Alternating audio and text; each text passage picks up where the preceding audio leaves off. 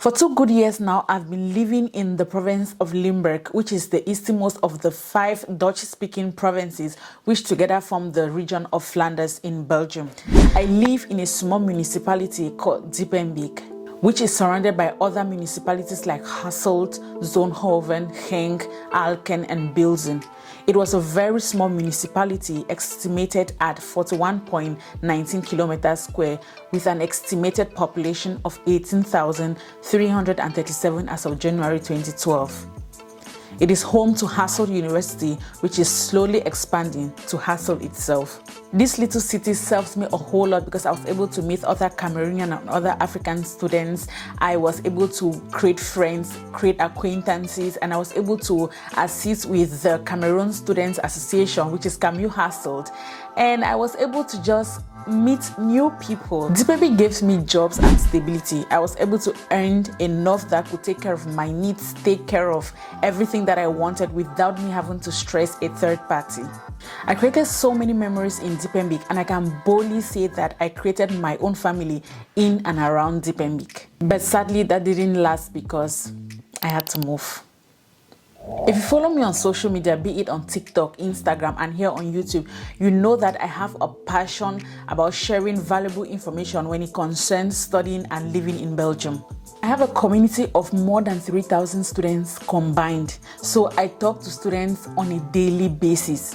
No joke. So this academic year, I started Operation Cater to my own family members. I mean, I was able to help other people, so why not extend it to the people that are very close to my heart?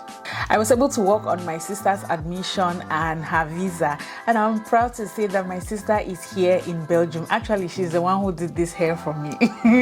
She has been in Belgium for months now, and she is one of the reasons why I had to move. Did I like the idea to move? Of course no, because moving is like starting your life all over. I moved from a whole province to another section of Belgium. It was like I just arrived in Belgium and I had to do everything all over again. Getting an accommodation in this my new city, story for another day. Personally, I feel like Belgium has a lot that they need to change when it comes to housing. So my sister is here for a postgraduate certificate program in migration and refugees at Hoes University of Applied Sciences in Kortrijk and in Bruges. If you calculate the distance from Diepenbeek to maybe Kortrijk or from Bruges is approximately 3 or more than 3 hours with public transportation. I knew that was not going to be feasible. And not just the distance, it's the cost. So I was looking at the train tickets, the bus passes, and keeping in mind that I knew that she wasn't going to benefit from the under 26 tickets, I was just like, this is not something that we are going to do.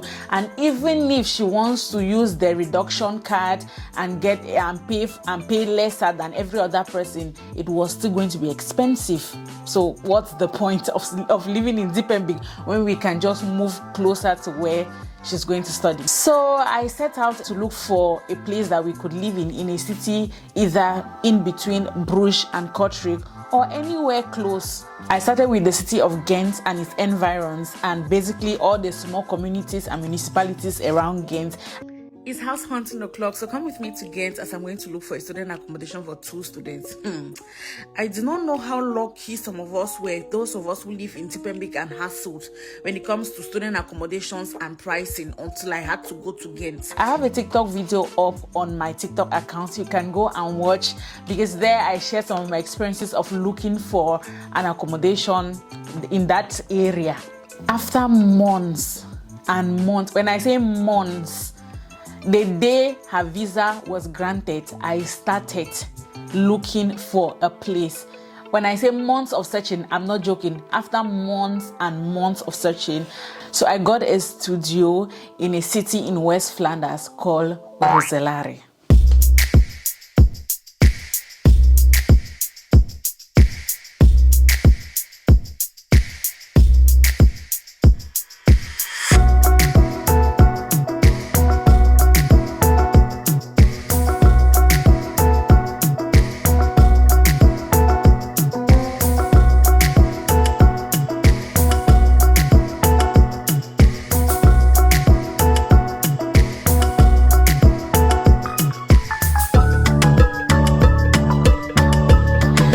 municipality comprises of the city of Roeselare proper, alongside towns like Rumbeke, Okene, and Beveren. I was ready for the experience and the challenge, so with my little savings from my student jobs, we packed our bags and moved to Roeselare in September of 2023. Roeselare is very, very different from Diepenbeek because in my eyes, I see Diepenbeek as a small village. I feel like Diepenbeek just became known and loud and maybe noisy as a result of the Hasselt University and the fact that we have students, international students, and all of that, okay? But generally, Diepenbeek is a very quiet place as compared to Roeselare, which is loud in my opinion. In as much as I'm trying to say that Roeselare is loud, I think another factor is due to the fact that I live closer to the centrum.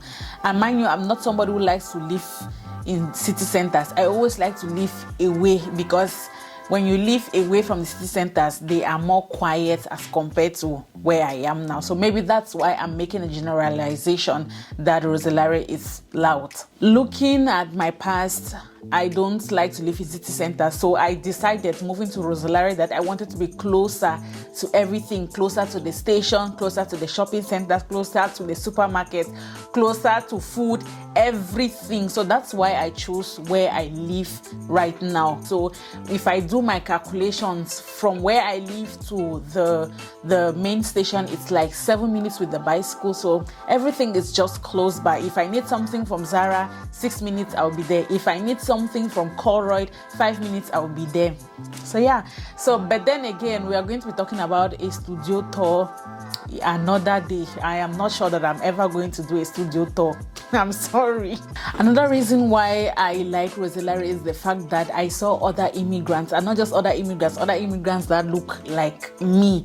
You know, it's always very scary when you move to a village or to a new place and you know you don't see anybody who looks like you, in as much as you don't want to look at the negative sides of it, but then there's still that consciousness of like, oh, people don't look like me, maybe people are not used to people like me. But then when I moved here and I saw other immigrants from Africa, Asia, and other places, I'm just like, yes. So let's talk about the Roeselare commune. Personally, I feel like the people who work at the commune are very nice. They are very supportive, cooperative. They explain whatever it is that you ask. But then when we talk in terms of processing of documents and all of that, I think that they take more time as compared to Diepenbeek. In Diepenbeek, students get their ID cards in 2 weeks. But in Roeselare, it takes more than 1 month. Most time, my sister got her Annex 15 after a month, and she had to wait again another 2 weeks for her to get her ID card. Will the ID card come out? Obviously, yes, it will. But then I just feel like it takes time. And another reason why I am giving them grace is because I realize that we have so many refugees in Roeselare, so many immigrants, like I said, and I feel like maybe they have so many files on their hands to process and all of that, as compared to maybe Diepenbeek, where, you know, they have just students. Many immigrants are students, so I think that they process their files faster. That's one thing I miss about Diepenbeek, because with Diepenbeek, sharp, 2 weeks, everything is out. But here, I had to wait until this date. I don't even have my own ID. My sister has her ID, but then I'm still waiting for my own ID. So yeah, like I explained before, I am very, very close to the shops. I was so happy when I moved here, and at the station there is this Afghan guy who sells foodstuffs, and he sells African foodstuffs as well. I was just like, oh, thank you, Jesus. I don't have to travel to another city to look for African food. So yeah, I have African food. I have a place where I can go and buy African ingredients and make whatsoever it is that I want. I live not very, in fact, if I want to calculate going to Lidl, Aldi, Colruyt, and all these supermarkets, the less and the rest, the less is like 3 minutes with the bicycle, Colruyt is 5 minutes, Lidl is 6 minutes. Yeah, that's really it. I'm at the heart of everything that's happening in this Roeselare. So what more can I ask for? So presently, I got a temporary job and I'm still searching for a better one. But then one thing about Flavine is I'm always contented with wherever it is that I am, okay? As long as what I'm doing is legal and it's paying my bills, I really don't mind. So I have my student job, I have a little job that I'm doing now, and we are praying for better job. And one thing that I would like to point out is that we living in the province of Limburg and now moving to West Flanders, The Dutch here is very intense. In Diepenbeek, we could get away with Dutch. Okay, we could work in, we could clean, we could work in restaurants, we could work in bars, and everybody, I feel like a greater number of persons in Diepenbeek were very open to speaking English and the rest. Not saying that people in Roeselare don't speak English, they do speak English, but then I'm just saying that generally the Dutch here is very intense. Every job that you apply for, they always ask Netherlands. They always ask, do you speak Netherlands? Do you speak Netherlands? And if you say no, they'll be like, oh no, we cannot take you. The owners, they want somebody who speaks Netherlands. Like I tell you, some cleaning jobs will actually require you to speak Netherlands. But then I'm grateful that where I'm working, they were very open to receive me, even though my Netherlands needs so hot. But then don't get me wrong, if you're a Belgian watching this, don't get me wrong, okay? I understand. It's like if you go to Rome, behave the way Romans behave. So if I come here and everybody is speaking Netherlands, obviously I don't blame you guys. That's the language you grew up with. So it's normal that everybody speaks Netherlands here. But yeah, we are going to learn at one point in time. So as at now, I'm still learning Roeselare. I'm getting to know the place. Maybe after 6 months, I'll come and give the pros and cons of living in Roeselare. But as of now, I can't really say. I have mixed feelings. So if you don't see me around Hasselt and Diepenbeek, I moved. And I am so ready for a new adventure. And I can't wait to film content in this my new city.